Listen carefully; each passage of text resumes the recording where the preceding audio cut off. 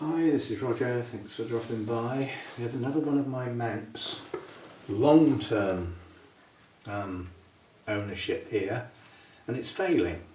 It's been doing well over many years, almost constantly in bloom, Dendrobium Kuniko, and just recently it's stopped growing, and I've now got a new growth that's failed. I've only got a couple of leaves left on the whole plant. And I believe it's just dehydrated, it's just not hydrating. So first job is get it off the mount. Now it might go back on a mount, that's yet to be decided, but I need to get it off. I think what this needs is like a rejuvenation exercise. It needs some new media, it needs a new sort of life, and a lot of these old dead roots need coming off to sort of try and stimulate new root growth. Now there is some new root growth in places, but that needs to get into something sensible. Now this is, I'm not worried about root loss here, because the roots that are on the mount are the old roots and they are effectively dead, I believe. There's no life in them. Certainly well attached. It's been on this mount years, and it's a strange mount because it's not cork bark. I don't know what it is, but it's not cork bark. Well, I don't think it is.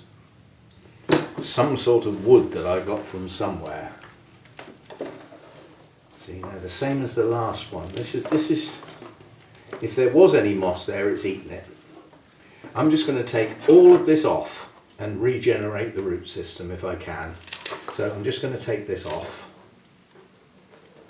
It's just a solid mass of dead roots basically. Now this is a branching root system, so by taking all this dead stuff off and getting some hydration into it, it might actually stimulate some root growth. Hang on, let me just sort the cat out.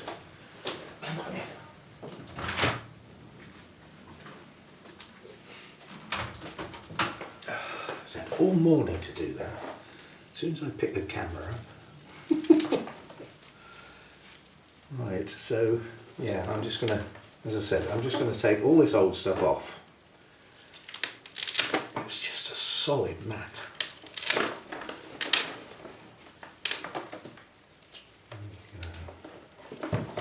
And then buried in here is what looks like the old zombie moss, but it's just disintegrated.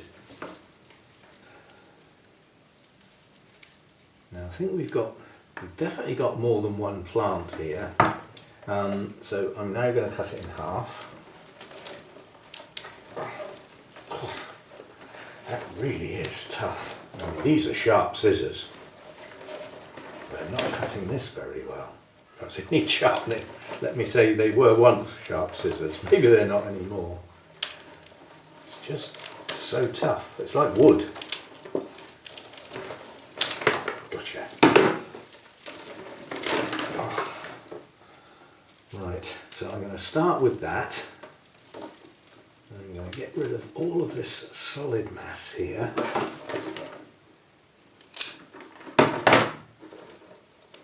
Just really is. It's just, I think this has just got into such a tangled mess. There's no air left, and right. So we've got some new roots there. Next thing I'm going to do is have a look at weak, feeble canes that are serving no purpose, like that one, and that will thin the plant out a little bit, so that it's not trying to support quite so much, perhaps. There's not a lot to come off really, we'll just leave it.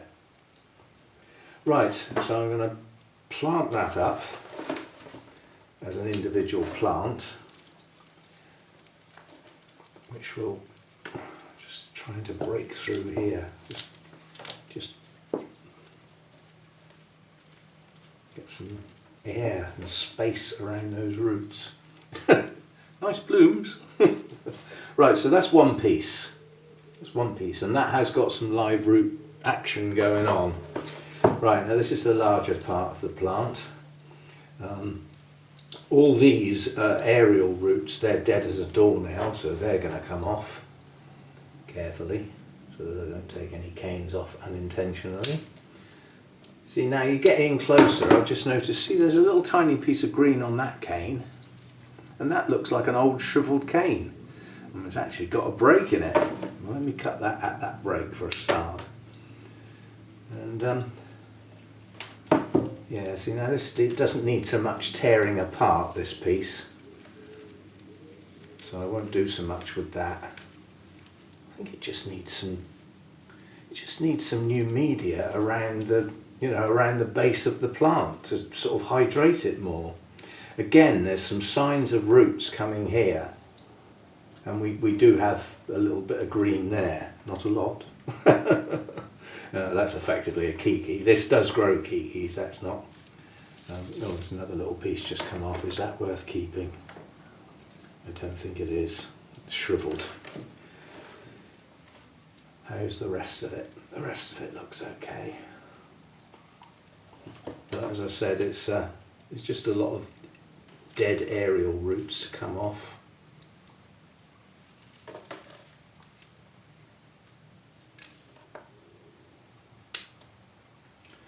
Make space for some, hopefully, roots to regenerate.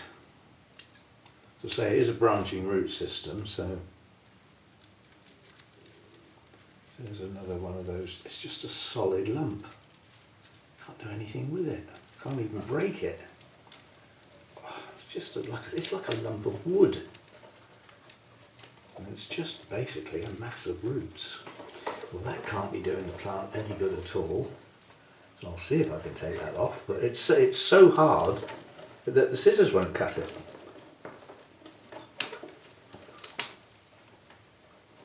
It's just snapping off. Obviously I don't want to get too close to where those new roots are. I've come across that before, where roots have tangled into a solid mass like that. It can't even be cut. Right, that'll do. I should get some space around the base of the plant. There are signs of green in various places. It's not dead, but it's failing. You know, that had green on the top of it. That's failed. But there's signs of life in places on these canes. They just need some hydration, I believe, and that's what's been missing. So, yeah, there's signs of life on that cane. It'll make it, but I think I'm going to put it in a pot. It's been on a mount a very long time, and to regenerate a root system, it would need quite a lot of moss on the mount, and I think I'll try it in a pot. It does naturally arch over, but it also grows upright. It's capable of growing upright in a pot. It's not like that. So I'm just looking, there's some canes, if I'm going to put it in a pot, there's some canes that are going to be in the way. I was just checking there's no life on them, no greenery. Otherwise they're going to be buried in the media. If you turn a plant up the other way, obviously you've got to consider things like that. That's obviously a totally dead cane, so we don't want to keep that.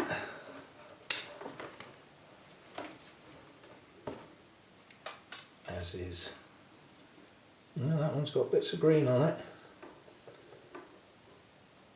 That one's shriveled. I think the rest can stay. Yeah, the rest can stay, and we'll see what they do. I'm going to take that one off because it's broken. That might well be why the, the greenery on the top has gone. Right, so there we go. There's two pieces. They'll both go in the same pot. Relatively small pot, but did you hear the geese going over? Got two large flocks of geese that go over a couple of times a day. The river's very, very close. The river's about 400 yards in that direction, like behind me, that direction.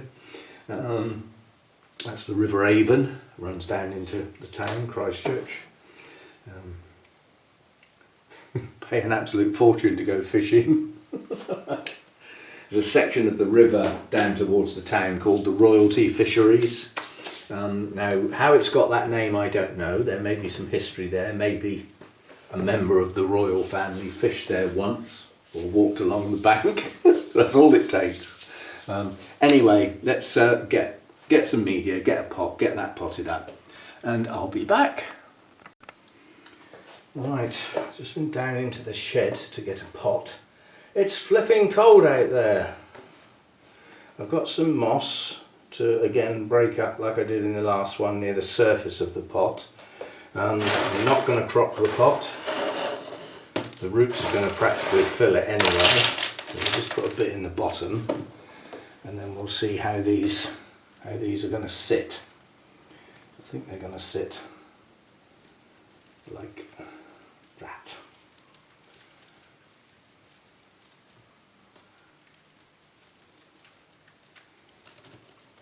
Somehow like that.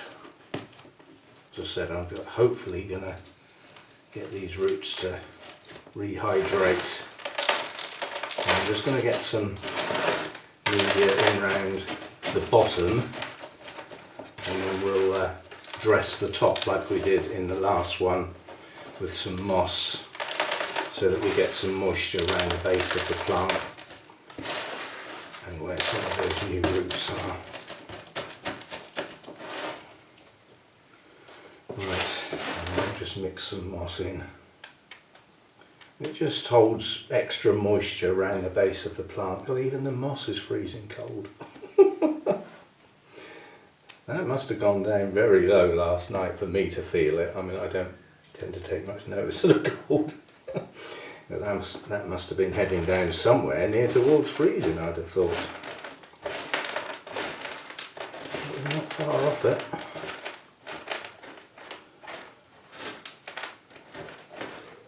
Oh, cat again. It's the other cat this time that went out in the break. Come on. Come on then. Nuisance. Yes, nuisance, you.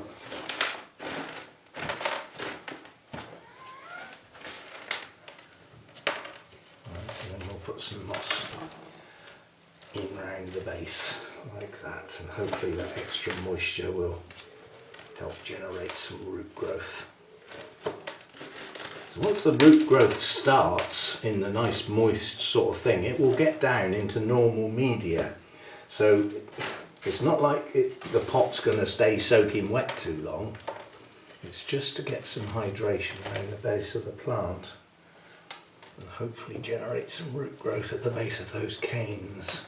Now, some of the live roots I can see are sort of touching the media now, which has got the moss in it. So that should encourage those to grow. And once the root system restarts, it will get going at a reasonable rate, I suspect. It's not going to sort of stall. It should get going at a fair pace.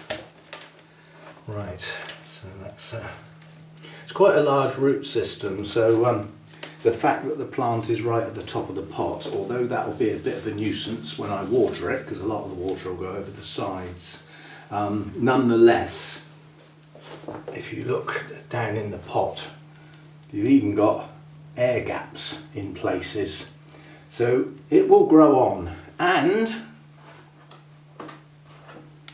it's already got a tag. Yay! Gone are the days of no tags.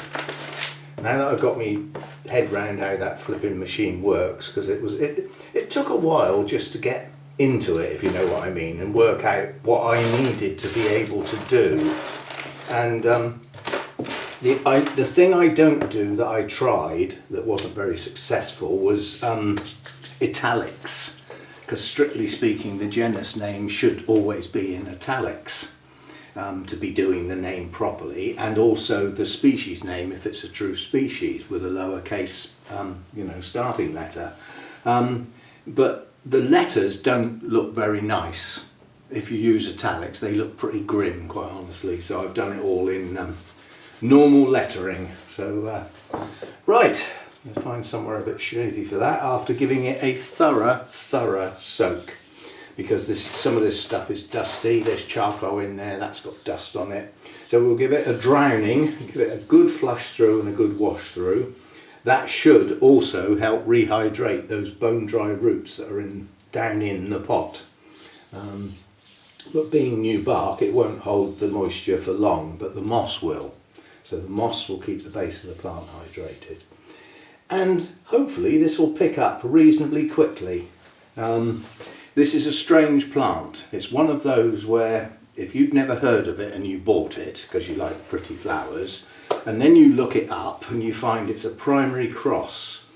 And it's a cross between Victoria Regina, this one, and the other one I haven't got, but you can see where it gets some of its colour from, yeah? So that's one of the parents, and that's classed as a cooler grower. It comes from quite high elevations a lot of the time. And the other parent is Goldschmidtianum, which is a warm to hot growing orchid. So what are you supposed to do with the hybrid between the two then? You could say, well, if one's a cooler grower and one's a much warmer grower, aim for the middle and you'll be okay, but it just doesn't always work like that.